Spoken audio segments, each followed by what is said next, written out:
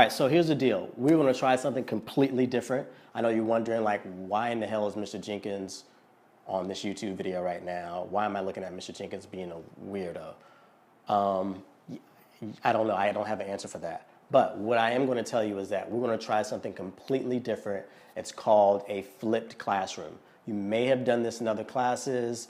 You may have heard something like this before, but we're going to try it out for this lesson and see how it works. So the idea behind the flipped classroom is that I would record the lecture now, and then you watch it for homework, and then the next day when we come into class, we have the entire class period to work on an activity, okay? Obviously, we're not doing that today because you're actually watching me right now give the lecture. But in the future, if this actually works, then we'll do it like that. I'll have it assigned as homework, and then when you come in the next day, I'll ask you a couple questions about it, and then we'll do an activity. All right? So this is what we're going to do. This is the flipped classroom idea, and I know this is weird, but again, I'm weird, so that's just what it is. Today's lecture is about the Enlightenment. All right? So hopefully, and actually I'm going to go through and edit it, so I'll make sure I put something like, what is the Enlightenment? I'll put it like right in between my hands or something, or I don't know, maybe I won't do that. All right, but yeah, today's lecture is about the Enlightenment. So what I need you to do is you should have a sheet of paper in front of you that I handed out to you that has all the information about the enlightened thinkers. All right, all you have to do, listen to this lecture and just fill in the blanks. Simple, easy enough, right? This should work. I really, really hope it works. If not, I just spent my Sunday night, no, it's not even Sunday. I just spent my Tuesday night doing this, and when I could be watching Netflix or whatever. All right, so anyway, what is the Enlightenment? So the Enlightenment is a time period. We're talking about a time period anywhere from like late 1600s all the way to like the 1800s, right? It's a time period of new ideas, enlightened thinking, all right, mainly about government.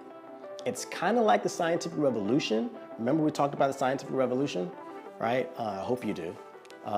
It's kind of like that, except we're applying new ideas to government and the way people think, okay? A lot of this stuff happens in Europe, right? A lot of it happens in Europe. That's what we've been talking about all year, Europe, Europe, Europe. Well, again, the Enlightenment begins in Europe, but it'll spread to the United States, it'll spread to Latin America, and it kind of goes globally, all right? All right, so this is getting weird. I can already feel this is like weird. Ugh.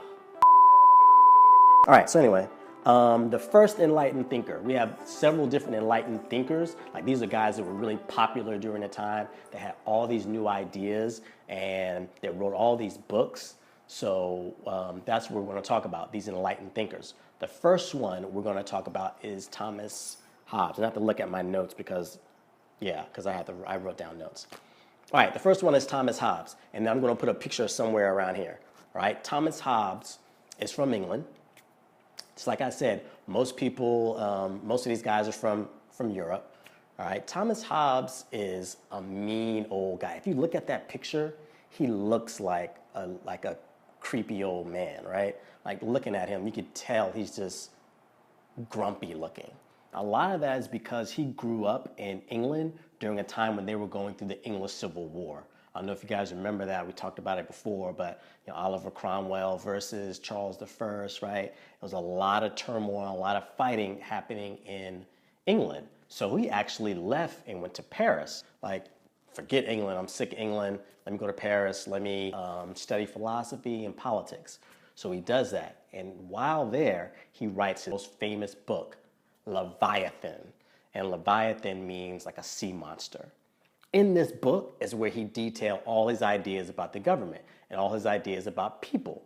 He believed that people were naturally greedy and selfish. And because we're so greedy and selfish, we shouldn't be allowed to govern ourselves. We need to have somebody control us because obviously we can't, we're too selfish and we're too greedy. So we have to have an absolute monarch.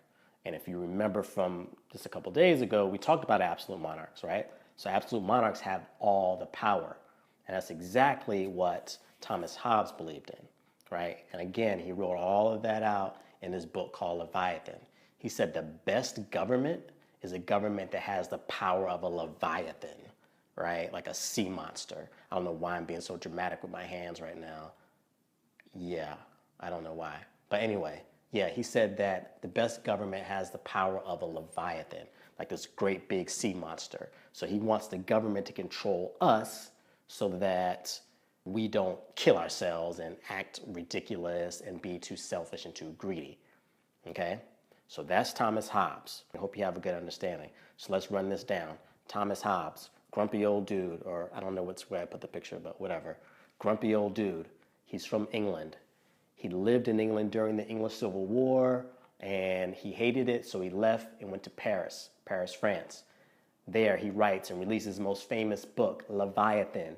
In Leviathan, he talks about how the government should control people, that people are naturally greedy, naturally selfish, and that we cannot be left on our own to like govern ourselves. We have to have someone in charge of us. All right. So he believed in an absolute monarch to have all the power. And that's it. That's all you really need to know about Thomas Hobbes. Got it? Good. All right. Anyway, John Locke. This guy's my favorite and should be your favorite as well, because John Locke comes up with the idea of natural rights. He's another dude that's from England. All right. But he's the exact opposite of Thomas Hobbes. Where Thomas Hobbes wanted to have like an absolute monarch, he wanted, the government to be strong. John Locke is the complete opposite. He wanted the people to have more rights. He believed in something called natural rights, or rights that you are born with. I'm just doing this because I feel like this video is getting kind of boring, so I need to like spice it up and do something silly. So I'm doing this. Yeah. So yeah, John Locke believed in natural rights, rights that you were born with, and he believed in 3 of them, the 3 L's.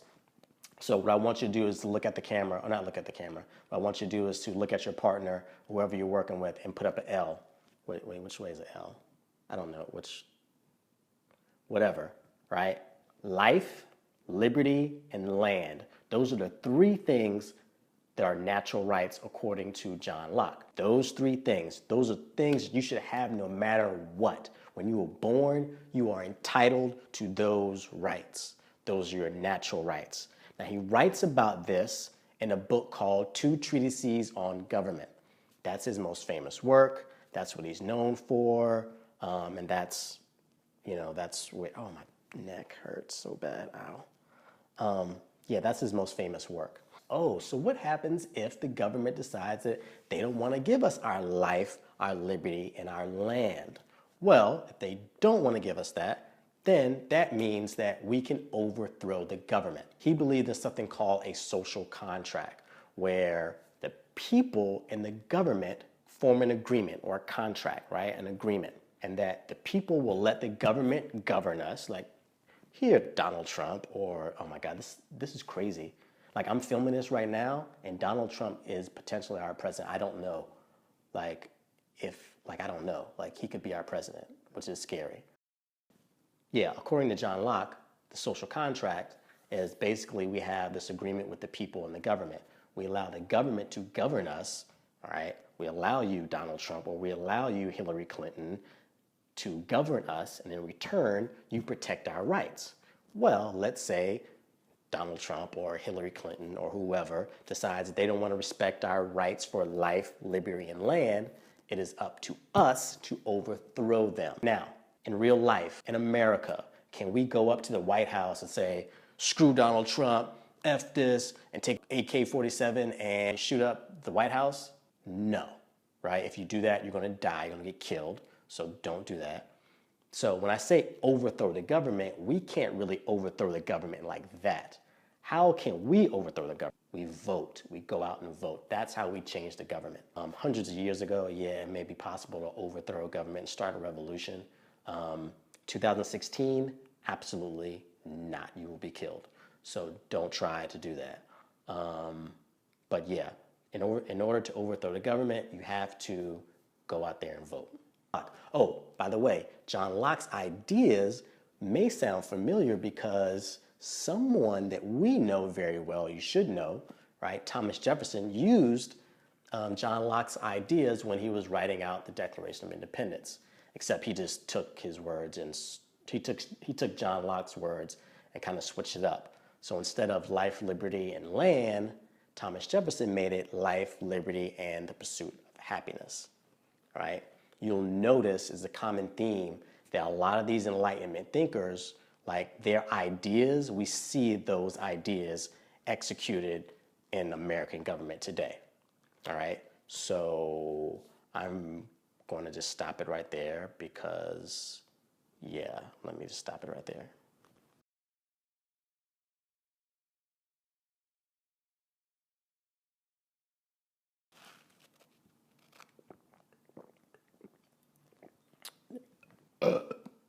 Sorry, that was actually gross.